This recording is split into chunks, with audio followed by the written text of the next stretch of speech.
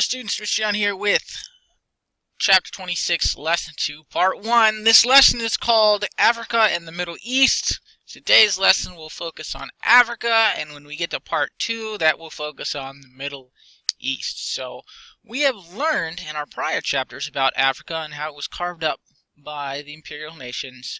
And then after World War II, most of the countries started to basically be free. But how would they use that freedom? What would happen? Let's take a gander, shall we? Here's Nelson Mandela, South Africa. Alright, so, after achieving independence, Africa would face many obstacles. War, famine, drought, and unstable economies would plague the fledgling nations of the African continent. When the imperial powers took over Africa, they created borders, sort of artificial borders with no concern for things like the local ethnic groups and how they got along.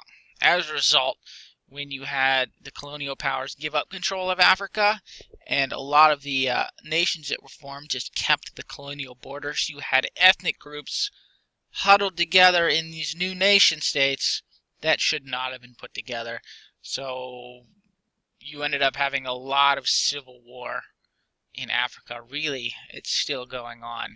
Many people died and continue to die, and you have waves and waves of African refugees trying to escape all this civil war.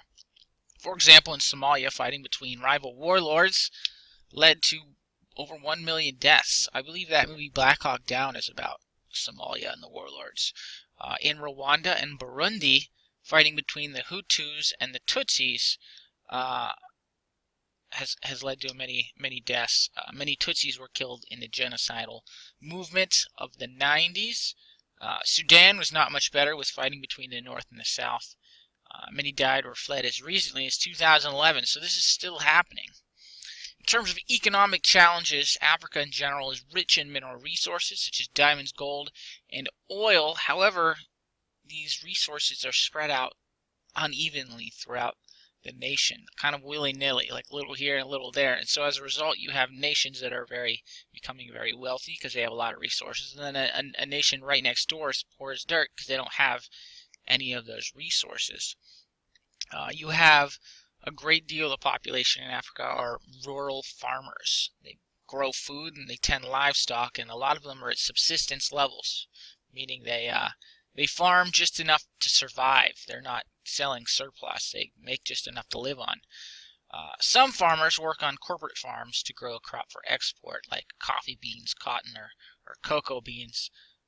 Many African nations, much like Latin America, rely on maybe one or two exports. So if there's a price drop or a drop in demand for their product, it devastates their economy. Industrialization has only played a minor role in Africa so far.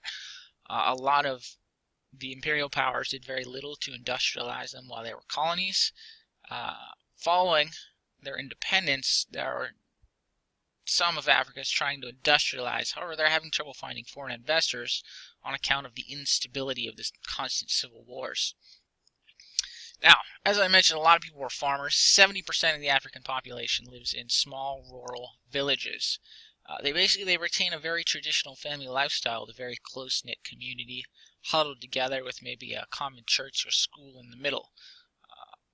African cities are growing, however. They have a lot of people moving there for work or education.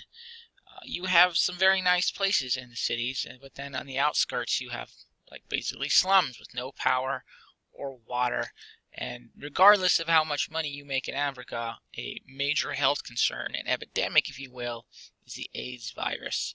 Millions of people in Africa have AIDS, and those with AIDS cannot work to support their families, so they become destitute. The governments of these nations often struggle with the high costs of healthcare and keeping their people healthy. Now, South Africa is a bit of a different story. Remember, we've talked about South Africa already. You had apartheid, which had this very small, like European white ruling class that had created legal segregation, and very little rights for the native African population. And this ended with essentially mass pressure, not only within the country but from other countries, to end the system, and it ended in the 90s.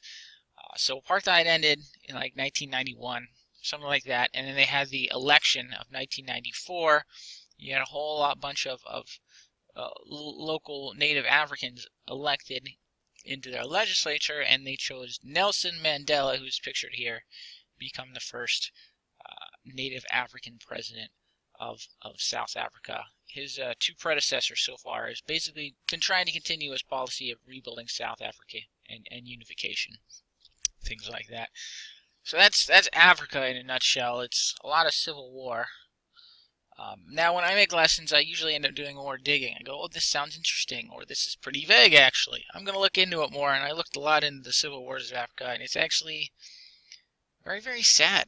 And so, kind of sad after making this lesson, and my friend suggested I throw this music video in here. That's not working. It's a song called Africa by Toto. It's a very popular and upbeat song that actually has nothing to do with Africa, but is a metaphor for love. And it's just a little pet me up. But regardless, you should watch it. It's awesome and very 80s. Now that we all have, the great feelings having listened to Toto, here's your actual assignment.